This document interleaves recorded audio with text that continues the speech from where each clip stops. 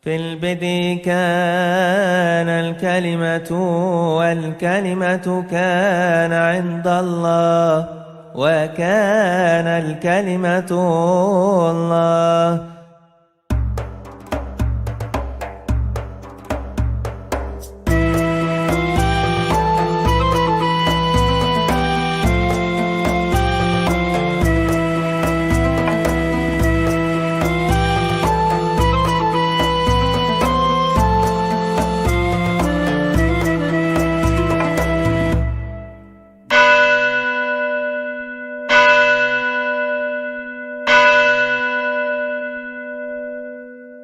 Shalom, salam sejahtera dalam Kristus untuk kita semua.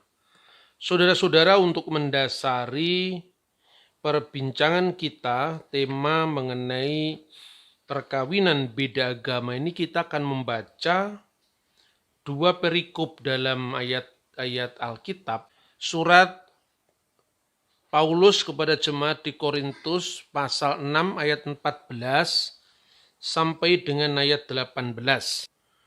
Janganlah kamu merupakan pasangan yang tidak seimbang dengan orang-orang yang tak percaya. Sebab persamaan apakah terdapat antara kebenaran dan kedurhakaan? Atau bagaimanakah terang akan bersatu dengan gelap? Persamaan apakah yang terdapat antara Kristus dan Belial? Apakah bagian bersama orang-orang percaya dengan orang-orang yang tidak percaya? Apakah hubungan bait Allah dengan berhala? Karena kita adalah bait dari Allah yang hidup. Menurut firman Allah ini, aku akan diam bersama-sama dengan mereka dan hidup di tengah-tengah mereka. Dan aku akan menjadi Allah bagi mereka dan mereka akan menjadi umatku.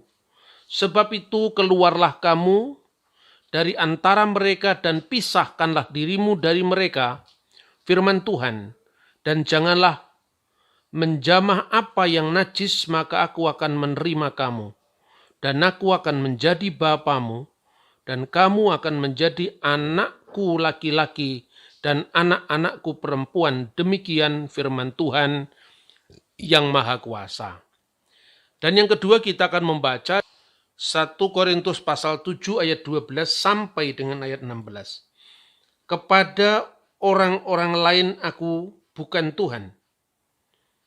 Katakan kalau ada seorang saudara beristrikan seorang yang tidak beriman dan perempuan itu mau hidup bersama-sama dengan dia, janganlah saudara itu menceraikan dia. Dan kalau ada seorang istri bersuamikan seorang yang tidak beriman, dan laki-laki itu mau hidup bersama-sama dengan dia, janganlah ia menceraikan laki-laki itu. Karena suami yang tidak beriman itu dikuduskan oleh istrinya, dan istri yang tidak beriman itu dikuduskan oleh suaminya.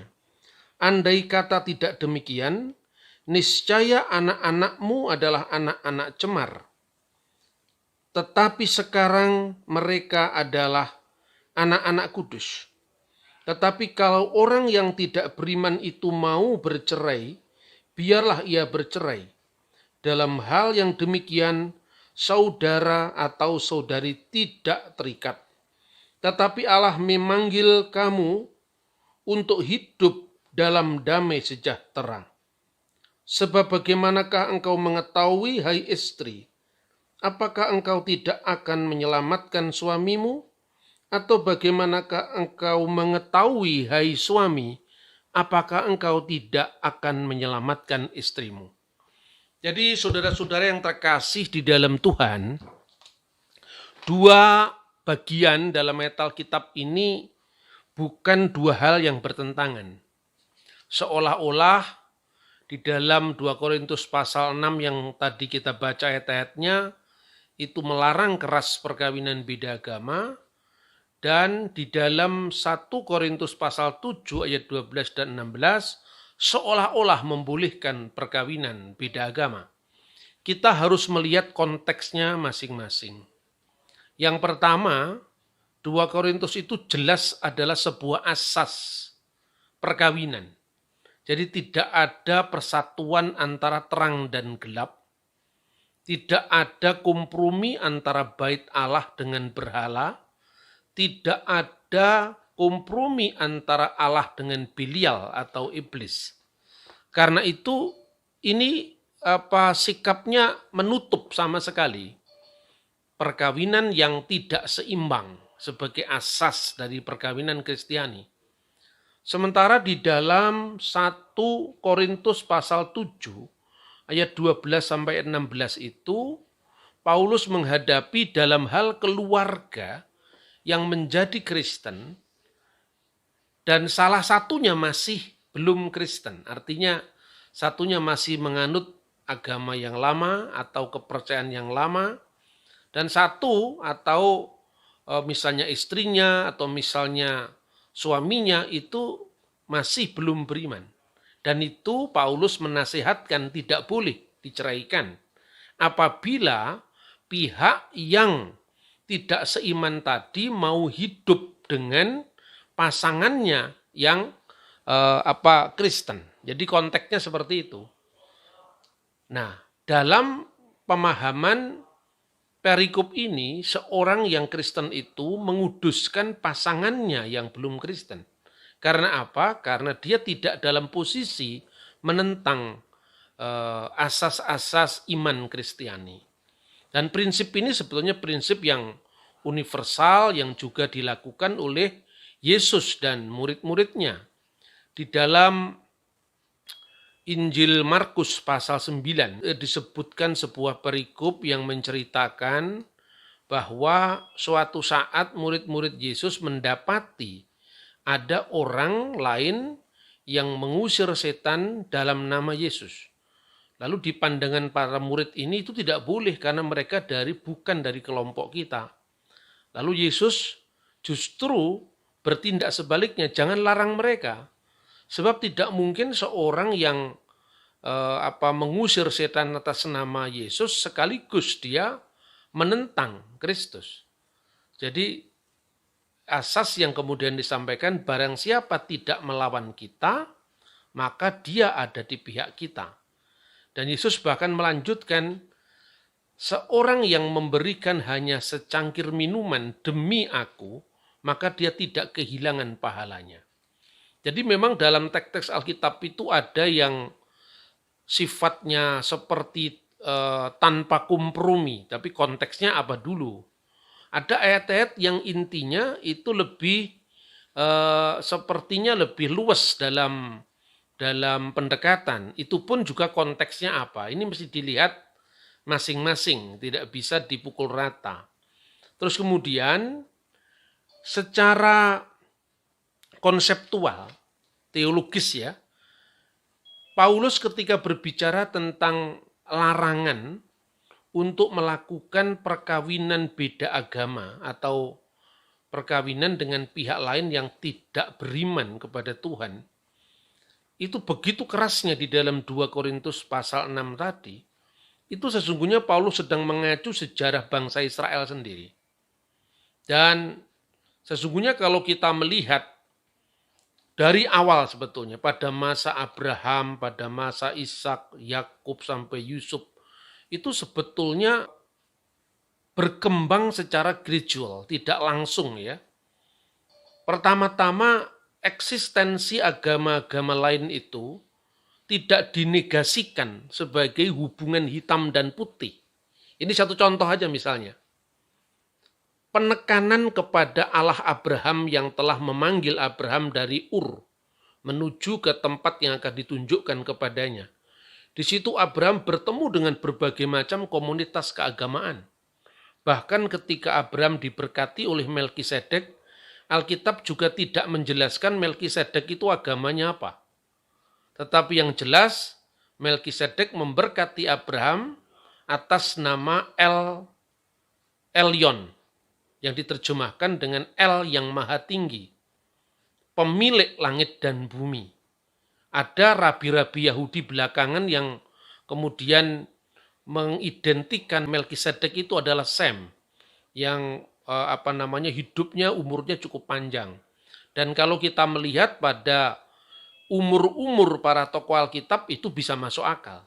Tetapi artinya tidak eksplisit dijelaskan bagaimana pemahaman Melkisedek tentang ketuhanan. Karena itu begitu saja muncul lalu hilang, tidak ada lagi.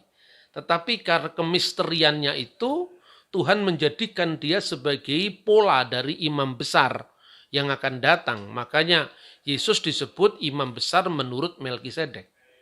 Lalu pada masa Ishak, Yakub itu pertemuan katakanlah dengan keyakinan-keyakinan lain itu tidak sekonfrontatif setelah zaman Musa. Jadi artinya ini ada perkembangan dalam pengertian sikap dan strategis, lebih-lebih pada masa Yusuf. Menurut penelitian arkeologi yang jelas-jelas itu mendasarkan pada bukti-bukti perkembangan bahasa, lalu keyakinan bangsa Mesir kuno, bahkan Yusuf itu mertuanya adalah seorang imam On, yang tidak lain imam penyembah dewa matahari. Maka disebut Kohen On, dan On itu dalam bahasa Mesir kuno artinya sang matahari. Dan itu tampak dari nama mertuanya Yusuf adalah Potifera. Potifera itu berasal dari bahasa Mesir kuno, Potifera. Ra itu adalah matahari, dewa matahari seperti dewa Surya dalam pandangan orang Hindu Jawa yang dari India. Di situ tidak ada penegasian antara bagaimana keyakinan Yusuf itu dijelaskan dalam konteks hubungannya dengan kuil-kuil Mesir kuno. Karena apa? Kira-kira Tuhan mengajar bahwa ketika orang tidak berada di dalam hal melawan kamu, dia ada di pihak kamu. Tetapi bukan berarti Tuhan tidak memberikan guiding atau bimbingan terhadap umatnya dari abad ke abad, dari masa ke masa. Ketika kemudian Tuhan merencanakan bahwa bangsa Israel harus keluar dari tanah Mesir, itu artinya sudah merupakan titik kulminasi bahwa pertemuan dengan bangsa-bangsa lain yang tidak beriman kepada Allah Israel itu tidak boleh terjadi lagi. Karena itu bangsa Israel dibimbing oleh Musa dan Harun keluar dari tanah Mesir, dan kemudian ketika di Sinai diberikannya Asyeret Hadibarim, 10 perintah Tuhan, di mana pada perintah kedua, kalau menurut urutan Yahudi itu perintah kedua. Karena kalau urutan Yahudi, kalau Bapak Ibu lihat gambar dua loh batu itu biasanya perintah pertama itu berbunyi, akulah Tuhan Allahmu yang membawa engkau keluar dari tanah Mesir, dari tempat perbudakan. Itu hukum yang pertama. Anoki Adonai Eloheka Aser Hosetika Me'aret Misrayim Mibet Avadim.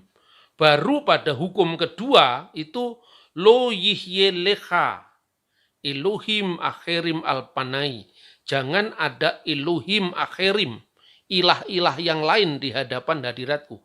Di situ ada penegasian yang tegas bahwa kita tidak boleh kompromi dengan ilah-ilah yang lain dan tidak boleh ada di rumah-rumah orang Israel.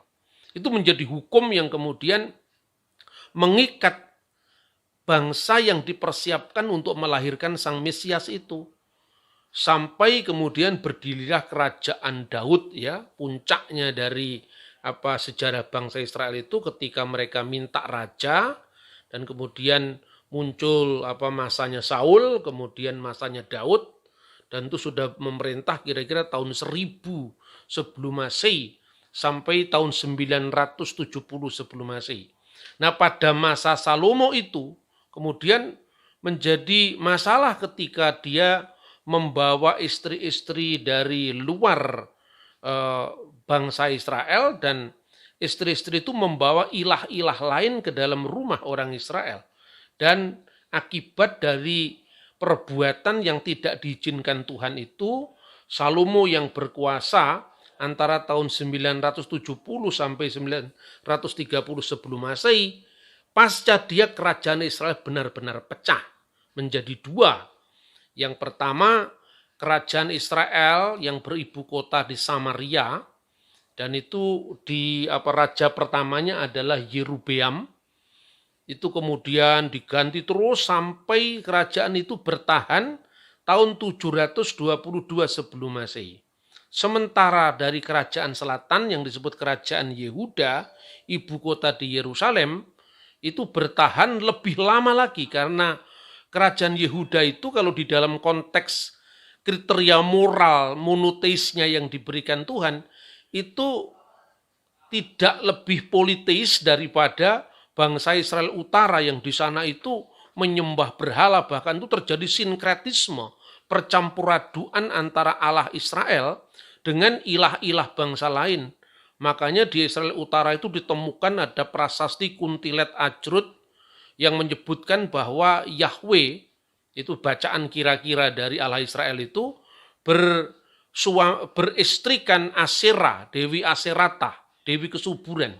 Dan itu membuat murka Tuhan. Puncak daripada kompromi agama itu terjadi pada masa Ahab, Omri, ya, kemudian dengan tokoh yang terkenal kejahatannya yaitu Atalia. Dan kadang-kadang antara Yehuda dan Israel ini bersekutu dalam politik. Nah, tetapi karena Yehuda itu lebih strict di dalam mempertahankan monoteismenya, keesaan Allah itu, maka Tuhan mengizinkan dia bertahan sampai tahun 586 sebelum Masehi. Nah, itu kemudian ada peristiwa yang menarik yang terjadi. Tahun 586 mereka dibuang ke Babel. Sementara yang di utara itu tahun 722 mereka dikalahkan, ditaklukkan oleh bangsa Asyur Banibal. Tetapi yang di utara dan di selatan ini punya sejarah masing-masing. Yang menarik kira-kira pada masa akhir dari kekuasaan Asyurbanipal ini, kira-kira tahun 709 sebelum Masehi, maka pemerintah yang menawan, pemerintah yang menjajah, yang menaklukkan Israel yang di utara itu memasukkan suku-suku asing. Jadi bukan suku-suku asing itu dimurkai Tuhan karena warisan fisiknya, sukunya atau bangsanya tidak, atau etniknya tidak. Tetapi karena mereka menyembah ilah-ilah yang lain. Ketika dibawa ke wilayah Samaria itu bangsa Babel, kemudian Awa, kemudian Hamat, kemudian Kuta, kemudian Sefarwaim, maka muncullah orang-orang yang hasil dari perkawinan antara suku-suku Israel yang di wilayah utara itu dengan 5 suku dari Asyur, Babel dan sebagainya tadi, melahirkan suku tersendiri yang namanya Samaria. Dan antara tahun 586 sebelum Masehi sampai kemudian Kores Agung mengeluarkan dekret kebebasan beragama tahun 537, diizinkanlah mereka untuk kembali ke tanah Israel, ke Yerusalem. Bahkan setelah itu mereka diizinkan membangun bait Allah kembali di Yerusalem. Nah, ketika bait Allah itu sedang dibangun, orang-orang Israel di wilayah utara ini, mereka ingin gabung dengan pembangunan bait Allah itu dengan saudaranya yang di sebelah selatan. Dan orang Yehuda kemudian menolak. Salah satu penolakannya karena bangsa yang di wilayah utara ini telah melakukan kawin campur beda suku yang diidentikan dengan beda agama. Ini contoh-contoh dalam kerajaan Israel kuno. Makanya kemudian dalam tradisi para rabi itu memandang bahwa dosa besar itu antara lain disebut abudah zarah, yaitu penyembahan berhala. Dan saya kira Kristus, Paulus, dan rasul-rasul yang lain itu memahami iman mereka tidak lepas dari konteks keyahudian ini. Jadi kadang-kadang memang tantangan sosial politik itu membuat kita melonggarkan asas-asas iman. Misalnya, kenapa sih bangsa Israel yang di wilayah Samaria itu cenderung ingin membangun bait Allah sendiri. Karena mereka bersaing dengan kerajaan Yehuda. Ketika orang-orang Yahudi yang di wilayah utara itu akan kembali ke Yerusalem, ikut dalam peribadatan bait suci, itu artinya bahwa loyalitas kepada negara yang di utara ini akan terkurangi karena mereka ikut peribadatan di Yerusalem. Akibatnya mereka menarik orang-orang lain asal mereka bisa eksis bersaingan dengan saudara mereka yang Yehuda ini, maka terjadilah sinkretisme antara Allah Israel dengan Dewi Aserata, Dewi Kesuburan, dan sebagainya. Dan ini juga menjadi permenungan kita, menjadi refleksi kita bahwa kadang-kadang iman kita itu ketika kita harus bersosialisasi dengan pihak lain, kadang-kadang ada dua sikap ya. Sikap yang pertama itu adalah sikap eksklusif yang tidak bertegur sapa. Artinya pokoknya saya ya saya, kamu ya kamu, kami ya kami, kalian ya kalian. Ya tidak ada persekutuan, tidak ada pertemuan antara gelap dan terang. Itu asas itu kan benar. Tetapi pelaksanaan asas yang tidak luas itu akan menimbulkan kekalahan. Dan ini yang sebetulnya bisa direnungkan pada sikapnya Paulus, sikapnya para rasul. Coba ketika Paulus memberikan gambaran tentang bagaimana kita harus bersikap terhadap makanan-makanan yang dipersembahkan kepada berhala di dalam 1 Korintus pasal 8 ayat 4.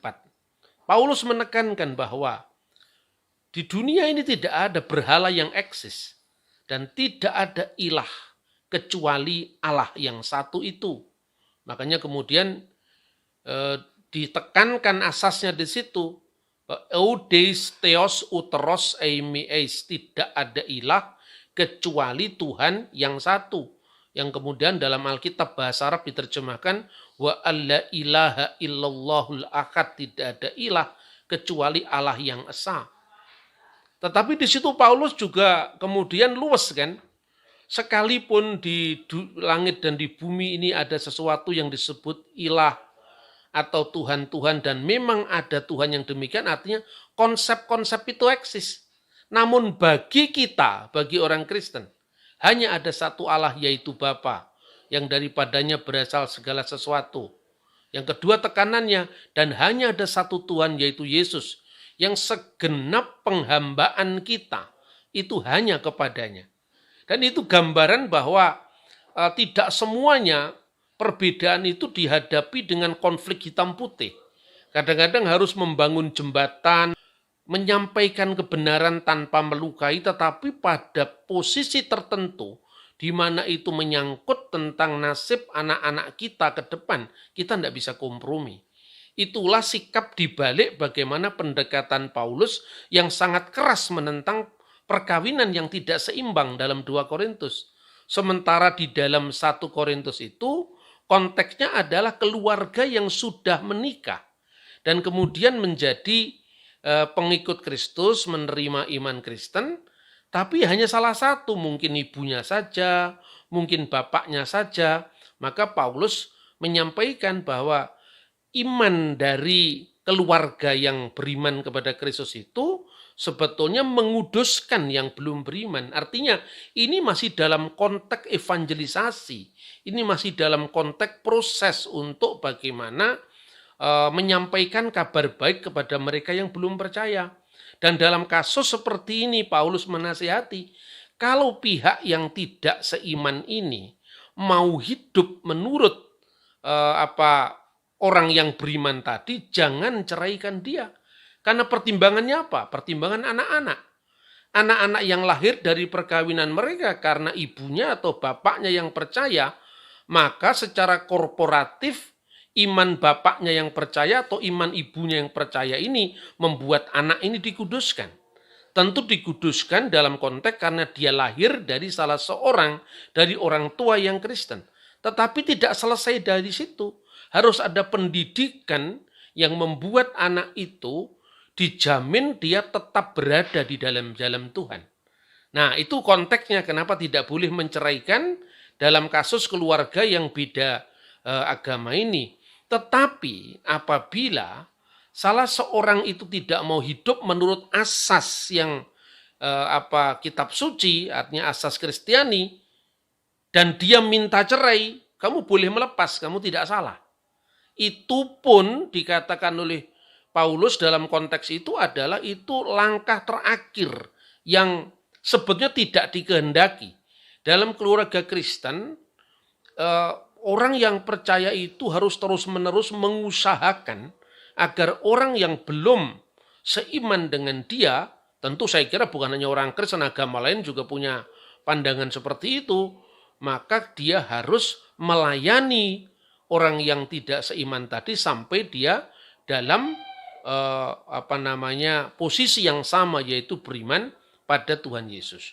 Jadi ini kira-kira asasnya secara teologis dalam prinsip perkawinan beda agama dalam iman Kristen, dan itu secara teologis tentu tidak dibenarkan, ya.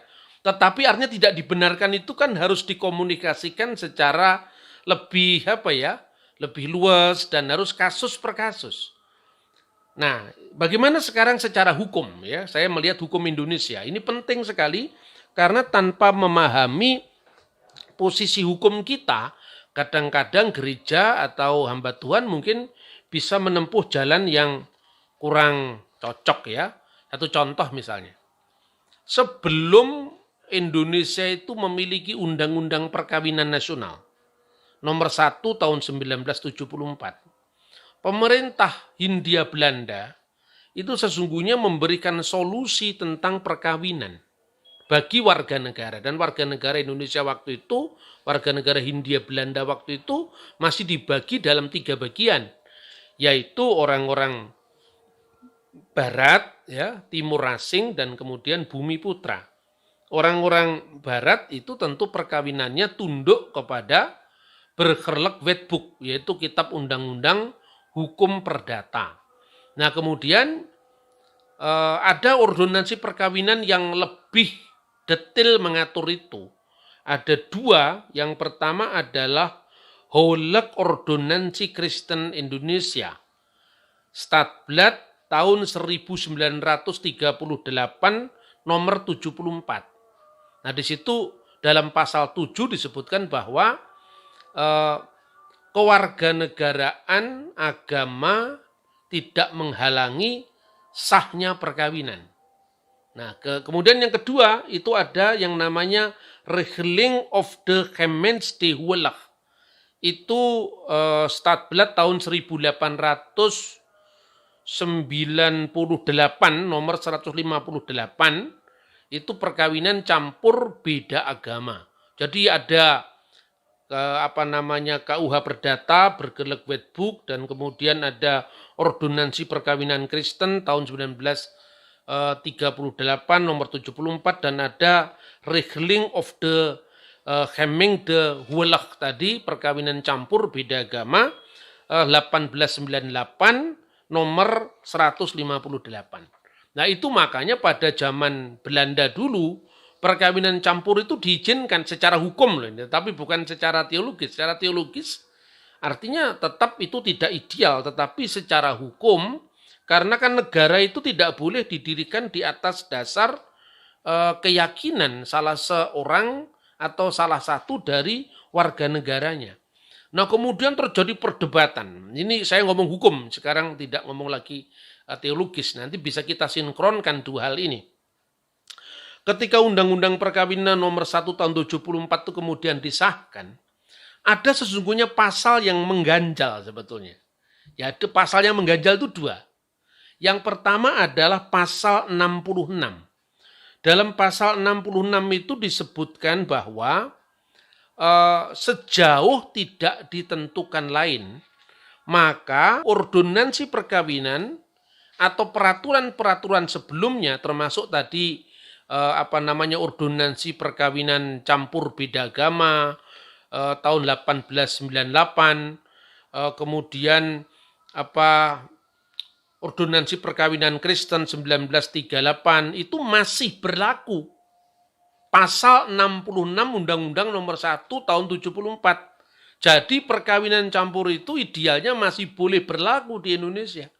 Tetapi ada pasal lain, pasal 2 ayat 1 Undang-Undang Nomor 1 Tahun 74 itu menyebutkan bahwa perkawinan adalah sah apabila diselenggarakan menurut hukum agamanya dan kepercayaannya itu. Nah, ini jadi masalah. Kenapa masalah? Jadi sahnya perkawinan menurut hukum agama dan kepercayaannya itu. Bagi orang Islam dan bagi orang Hindu juga, hukum agamanya kan ada. Makanya sahnya perkawinan menurut hukum Hindu apa, sahnya perkawinan menurut hukum Islam apa. Tapi sahnya perkawinan menurut hukum Kristen apa? Kristen tidak punya hukum.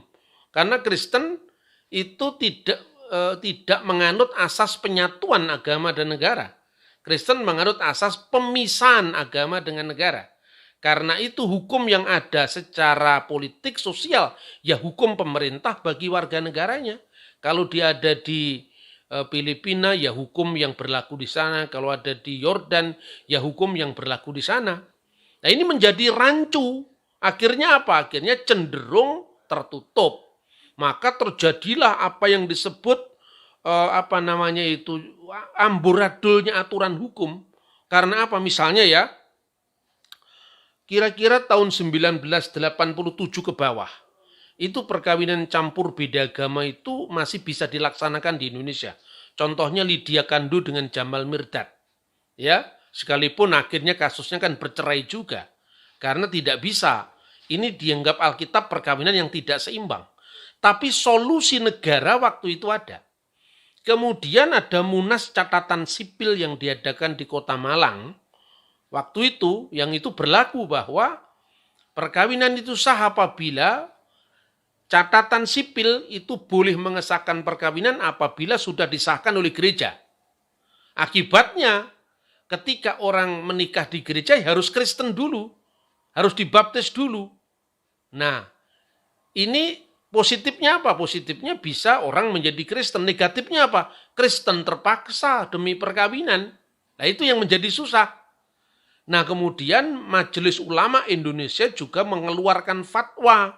Intinya bahwa dia membatalkan ordonansi perkawinan Kristen dan ordonansi kawin campur tahun 1898 tadi melalui fatwa Majelis Ulama nomor 4 ya, Munas MUI yang ke-7 MUI nomor 8/2005. Katanya itu tidak berlaku karena fatwa.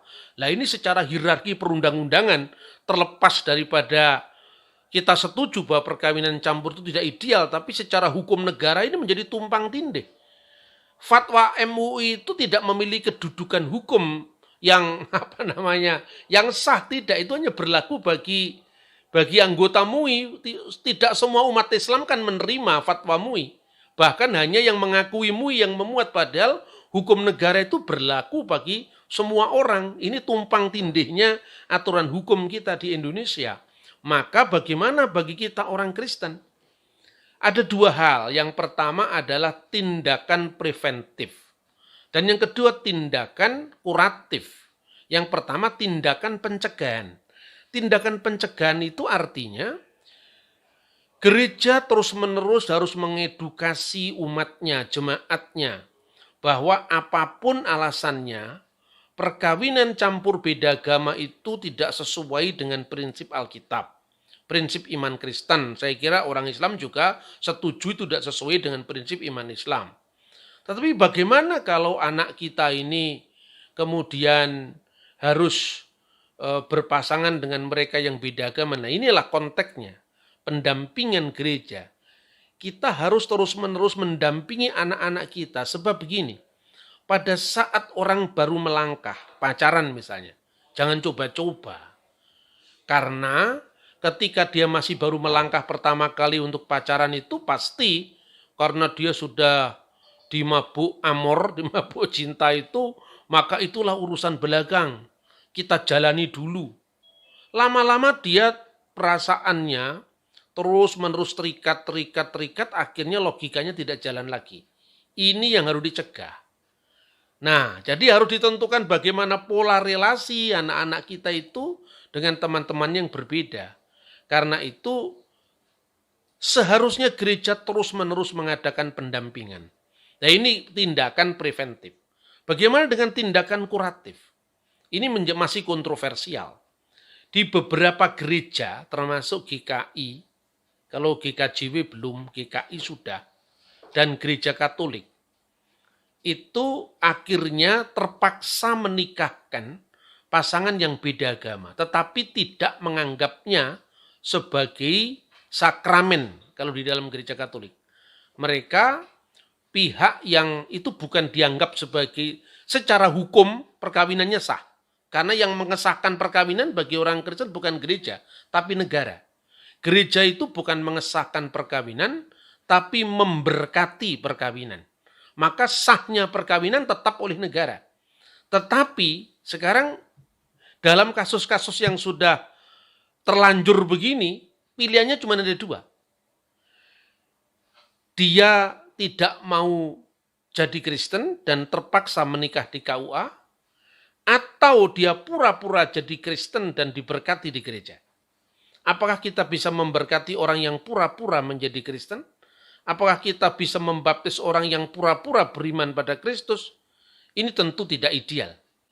Kalau di solusi yang disampaikan GKI atau gereja Katolik tertentu, ketika keluarga ini menikah di gereja, yang diberkati tidak ada. Jadi didoakan bukan diberkati.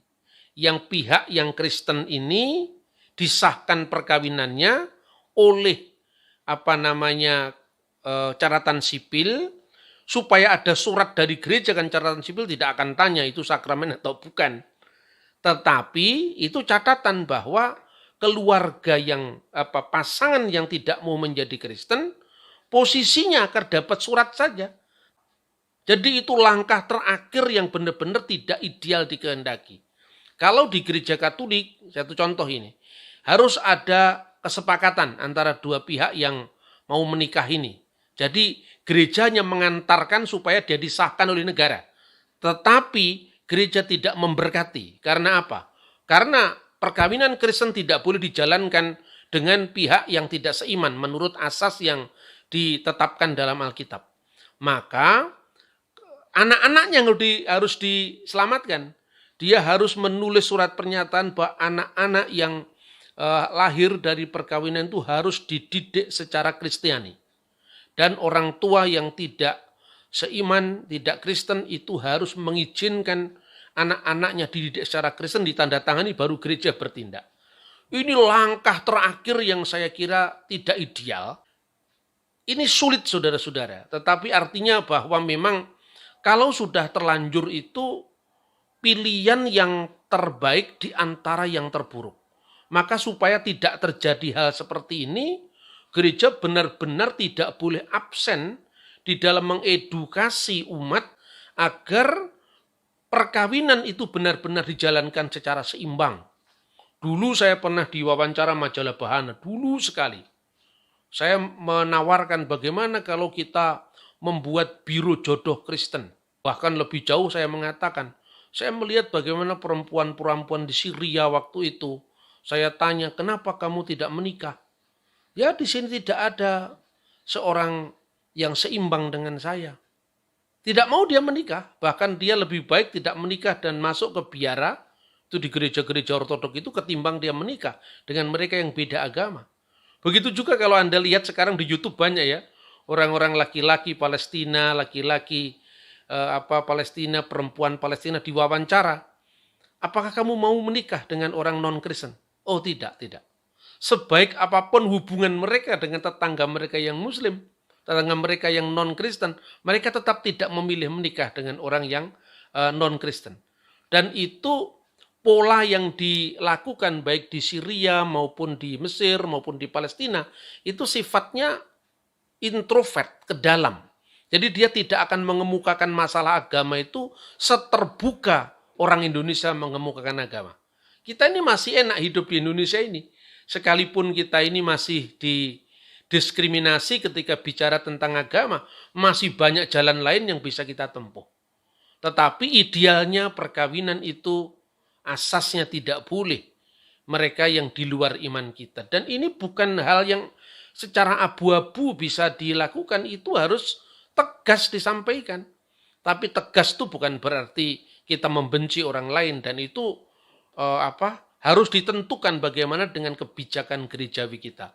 Adalah sangat memprihatinkan kalau anak-anak muda kita, menurut survei dari Bilangan Institut tadi, mengentengkan masalah-masalah yang sifatnya adalah teologis atau akidah. Itu saya kira yang bisa saya sampaikan dalam presentasi perkawinan campur beda agama menurut perspektif Alkitab, tapi saya tambahkan dengan perspektif hukum agar menjadi perbandingan, bukan hanya ketika kita mencegah, tapi kalau sudah terjadi seperti apa solusinya. Terima kasih, Tuhan memberkati kita. Shalom alaikum bisem hamasya.